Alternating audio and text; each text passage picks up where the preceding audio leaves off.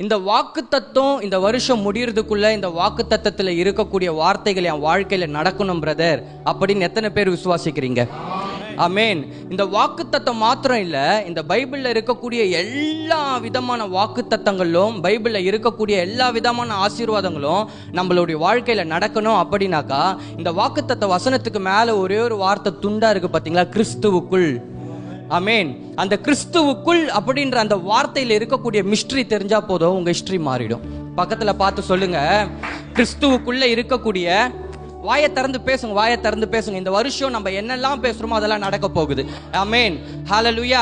2024 ஆண்டவர் என்கிட்ட சொன்னாரு, தாமஸ் உனக்கு நான் இதை கொடுக்க போறேன், நிறைய விஷயங்கள் ஆண்டவர் என்கிட்ட சொன்னார். என் வாழ்க்கையில் ஆண்டவர் 2024 என்னெல்லாம் ப்ராமிஸ் பண்ணாரோ அது எல்லாத்தையுமே நான் கிளைம் பண்ணேன், அது எல்லாத்தையும் நான் சுதந்திரிச்சேன். எதனால நான் சொல்றேன்னா, எனக்கு ஆண்டவர் கொடுத்த எல்லா வாக்கு தத்தத்தையும் நான் அப்படியே கேட்டுட்டு போக மாட்டேன், எல்லாத்தையும் எடுத்துன்னு போய் என் வீட்டில் ஒட்டிடுவேன். ஆமென். இந்த வருஷம் ஆரம்பத்தில் பாஸ்டர் நம்ம கிட்ட வந்து ஒரு விசுவாச அறிக்கைன்னு ஒரு பேப்பர் ஒன்று கொடுத்தாரு. அது எத்தனை பேர் உண்மையா சொல்லணும் கர்த்தர் பார்க்குறாரு, போற வழியில கீழே போட்டீங்க? எத்தனை பேர் போற வழியில பஜ்ஜி வாங்கி போண்டா வாங்கி கையை தொடச்சு தூக்கி போட்டு போனீங்க? இங்கேயே எவ்வளோ பேர் போட்டாங்க. ஆனால் நாங்கள் என்ன பண்ணோம்னா, அந்த பேப்பர் எடுத்துட்டு டெய்லி காலையில் போகும்பொழுது அந்த தலைமையில கையை வச்சு அந்த வார்த்தைகளை பேச ஆரம்பிப்போம். ஏன் அப்படின்னா, ஆண்டவருடைய வார்த்தையில ஜீவன் இருக்கு. ஹல்லேலூயா, ஹல்லேலூயா. நான் சொல்றேன், இந்த 2025 இந்த வார்த்தை உங்களுடைய வாழ்க்கையில நடக்க போகுது. ஏன்னா கிறிஸ்துவுக்குள்ள இருக்கக்கூடிய அந்த மிஸ்ட்ரியில தான் பெரிய ஹிஸ்டரி சேஞ்சிங்கே இருக்கு. ஆமென். கிறிஸ்துவுக்குள்ள இருக்கிற உங்களுடைய அதிகாரம் என்னன்றது தெரிஞ்சிச்சுன்னா போதும், உங்களுடைய வாழ்க்கையில அழுகையின் ஜெபம் இருக்காது, அதிகாரத்தின் ஜெபம் இருக்கும். புலம்பலின் ஜெபம் இருக்காது, புன்னகையின் ஜெபம் இருக்கும்.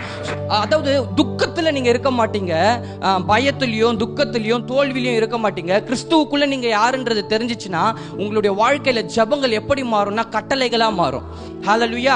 ஏன்னா நம்ம ராஜா வீட்டு பிள்ளைங்க, ராஜா நமக்குள்ள இருக்கிறாரு, நம்மளோட கூட அவர் கலந்து இருக்கும்பொழுது நம்ம செயல்படக்கூடிய எல்லா காரியங்களிலும் எப்படி இருக்கும்னா ஒரு அதிகாரம் இருக்கும். உங்களுக்கு நான் சிம்பிளா சொல்லணும்னா, நம்மளுடைய மறைந்த முன்னாள் ஜெயலலிதா அம்மாவை பார்த்தீங்க அப்படின்னாக்கா, அவங்களுக்கு ஒரு பேர் இருக்கு, அயன் லேடி. என்ன அப்படின்னாக்கா, அவங்க அந்த லேடி வரும்பொழுது என்னன்னா, அவங்களுடைய ட்ரெஸ்ஸை பார்த்தீங்கன்னா ஒரு ராயலா இருக்கும், அவங்க நடையில ஒரு கம்பீரம் இருக்கும், அவங்க பேச்சில் ஒரு அத்தாரிட்டி இருக்கும். அவங்க கிட்ட எப்படிப்பட்ட மனுஷனுங்க வந்தாலும் ஒரு அடிக்கீழ அப்படி குனிஞ்சுதான் வருவாங்க. ஏன்னா அவங்களுக்கு தெரியும், அவங்க இருக்கக்கூடிய அந்த பவர், அந்த பொசிஷனுடைய அந்த பவருடைய விஷயம் அவங்களுக்கு தெரிஞ்சதுனால என்ன அப்படின்னா, அதை கரெக்டாக அவங்க யூஸ் பண்ணாங்க. தமிழ்நாடே அவங்களுடைய சுண்டு வரல் வச்சு ஆட்டினாங்க. கரெக்டா நான் சொல்றேங்க, கிறிஸ்துவுக்குள்ள இருக்கக்கூடிய உங்களோட பொசிஷன் என்னன்னு உங்களுக்கு தெரிஞ்சிச்சுன்னா பாதும், அந்த சராசரங்களையும் உங்களோட கண்ட்ரோல்ல கொண்டு வர முடியும். ஹல்லேலூயா, ஹல்லேலூயா. எடுத்தவங்க வாசிக்கலாம், யோவான் 1வது அதிகாரம் 12வது வசனம்.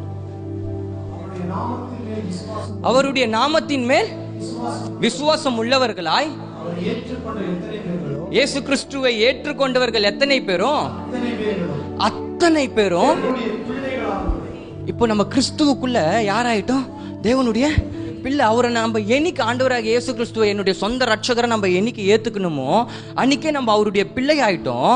அவருடைய பிள்ளை ஆனதுனால இன்னைக்கு நம்ம எங்க இருக்கிறோம்னு பாத்தீங்கன்னா, பிலிப்பியர் 3வது அதிகாரம் 20வது வசனம் சொல்லுது, நம்மளாம் வந்து பரலோகத்திற்குரியவர்கள். யாருக்குரியவர்கள்? பரலோகத்திற்குரியவர்கள். இன்னைக்கு நம்மளுக்கு ஏதாவது ஒண்ணுனா நம்மளுக்கு ஒரு பேக்கப் எங்க இருக்கும்னாக்கா, ஹெவனே நம்மளுக்கு பேக்கப்பா இருக்கும். ஹல்லேலூயா, ஹல்லேலூயா. இன்னைக்கு உங்களுடைய வீட்டில் இருக்கிறவங்க உங்களுக்கு ஒரு பேக்கப் இல்லை, உங்களை சுற்றி இருக்கிறவங்க உங்களுக்கு ஒரு பேக்கப் இல்லை. உங்களுக்கு ஒரு பேக்கப் என்னன்னா, ஹெவன் வந்து உங்களுக்கு ஒரு பேக்கப்பா கூட நிற்கும். காரணம் என்ன அப்படின்னாக்கா, உங்களுக்குள்ள யார் இருக்கிறா? கிறிஸ்து இயேசு உங்களுக்குள்ள இருக்கிறார். கிறிஸ்து இயேசு நமக்குள்ள இருக்கிறார்ன்ற அந்த கான்சியஸ் போதும் நம்மளுடைய வாழ்க்கை மாறிடும். நீங்க பைபிள்ல பாத்தீங்கன்னாக்கா, பேதுருவும் யோவானும் தேவாலயத்துக்குள்ள போறாங்க. தேவாலயத்துக்குள்ள ரெகுலரா போயிட்டு தான் இருக்கிறாங்க. அந்த தேவாலயத்துக்கு போகிற வழியில ஒரு தாயுடைய வயிற்றுல இருந்து சப்பானியா வந்த ஒருத்தவன் அந்த இடத்துல இருக்கிறான். பட் என்னன்னா, பேதுருவும் யோவானும் போகும்போது அந்த சப்பானியா அவங்கள பார்த்துட்டு, ஓகே இன்னைக்கு ஏதாவது கிடைக்குமா அப்படின்னு சொல்லிட்டு அவங்கள நோக்கி பாக்குறாங்க. அப்போ பேதுருக்கும் யோவானுக்குள்ள ஒரு ரெவல்யூஷன் இருக்கு. என்னன்னா, கிறிஸ்து எனக்குள்ள இருக்கிறாரு அப்படின்ற அந்த ஒரு வெளிப்பாடு இருக்கு. அவன் என்ன பண்றானாக்கா, அவன் பிறவி சப்பானி அவனுடைய வாழ்க்கையெல்லாம் பிச்சை பிச்சை எடுத்து தர்மம் வாங்கி அப்படிதான் வாழ்ந்துட்டு இருக்கிறான். பேதுரு கையில இருந்து ஏதாவது கிடைக்குமான்னு அவன் பார்க்கறான். பேதுரு சொல்றாரு, என் கையில ஒண்ணுமே இல்ல, ஆனா என் கிட்ட இருக்கிற ஒண்ணு கொடுக்கறேன். நசரேயனாகிய இயேசு கிறிஸ்துவின் நாமத்தினால எழுந்து நடன்றான். அவன் பிறவி சப்பானி குதித்து எழுந்து நடந்தானா. அப்ப என்ன இந்த இடத்துல அப்படின்னாக்கா, உங்களுடைய வாழ்க்கையில கிறிஸ்து இருக்கிறார்ன்ற அந்த வெளிப்பாடு இருந்தா போதும், அந்த மிஸ்ட்ரி உங்களுக்கு தெரிஞ்சா போதும். வாழ்க்கையே இல்லாம வாழ்க்கை முழுசா முடக்கப்பட்டு இருந்த அந்த சப்பானிக்கு ஒரு புது வாழ்க்கையை ஹிஸ்டரியை கிரியேட் பண்ணி கொடுத்துருக்காங்க. நான் சொல்றேன், கிறிஸ்து உங்களுக்குள்ள இருக்கிறாரு அப்படின்ற அந்த கான்ஷியஸ் இருந்தா போதும், உங்களுடைய சரித்திரம் மாத்திரம் இல்ல, உங்களை சுத்தி இருக்கிற எல்லாருடைய சரித்திரங்களையும் மாற்றக்கூடிய வல்லமை உங்களுக்குள்ள இருக்கு. ஹalleluya, ஹalleluya. நான் சொல்றது புரியுதுங்களா? நான் சொல்றது புரியுதா? கிறிஸ்து உங்களுக்குள்ள இருக்கிறாருன்னு தெரிஞ்சா போதும். அந்த சப்பானுடைய வாழ்க்கையில நீங்க பாத்தீங்கன்னா அவனால எதுவுமே செயல்பட முடியாது, அவனால தன்னிச்சையா செயல்பட முடியாது. பேதுருக்குள்ள கிறிஸ்துவின் வல்லமை இருக்கு. பேதுரு அந்த இடத்துல போறாரு, இயேசுவின் நாமத்துல எழுந்து நடன்றாரு. அவருக்கு தெரியுது, எனக்குள்ள ஒருத்தர் இருக்கிறார், எனக்குள்ள ஒரு மகிமை இருக்கு, நான் ஒரு மகிமையை சுமந்துட்டு இருக்கிறேன், எனக்குள்ள ஒரு வல்லமை இருக்கு, சூழ்நிலைகளை மாற்றக்கூடிய வல்லமை எனக்குள்ள இருக்கு, பிரச்சனைகளை மாற்றக்கூடிய வல்லமை எனக்குள்ள இருக்குன்னு பேதுருவுக்கு தெரியுது.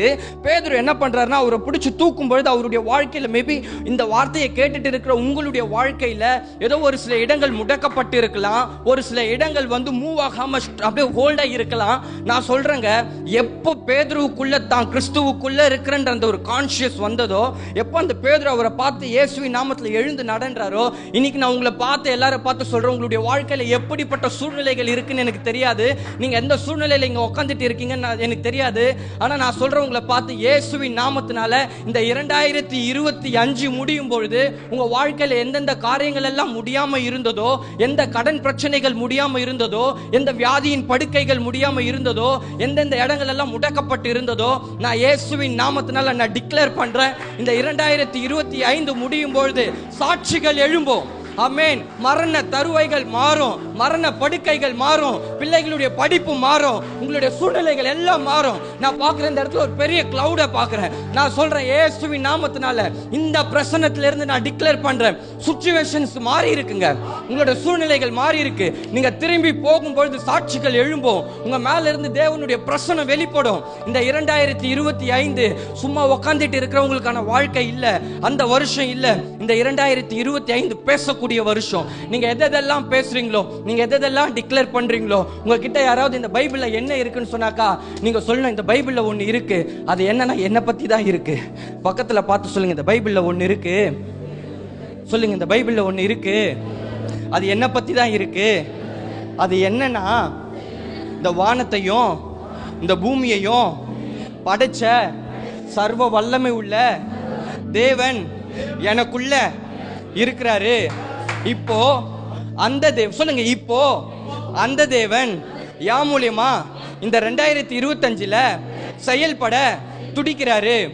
அந்த தேவன் இந்த 2025 யா மூலியமா இப்ப கேட்டுட்டு இருக்கிற உங்களுடைய வாழ்க்கையில அற்புதத்தை செய்ய துடிக்கிறாரு. இப்ப சொல்லுங்க, உங்க பிரச்சனை என்னன்னு அப்படின்னு கேட்கணும். ஹல்லேலூயா, ஹல்லேலூயா.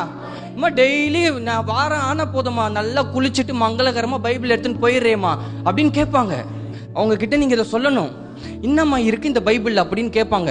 அப்ப நீங்க என்ன சொல்லணும், அந்த தேவன், வானத்தையும் பூமியும் படைச்ச தேவன், இந்த உலகத்தையும் ஆளுகை செய்யற அந்த தேவன் எனக்குள்ள இருக்கிறாரு.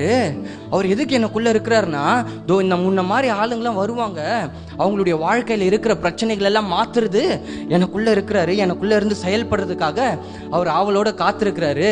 உனக்கு என்ன பிரச்சனை சொல்லு, நான் உனக்காக ஜெபிக்கிறேன். ஆமென்.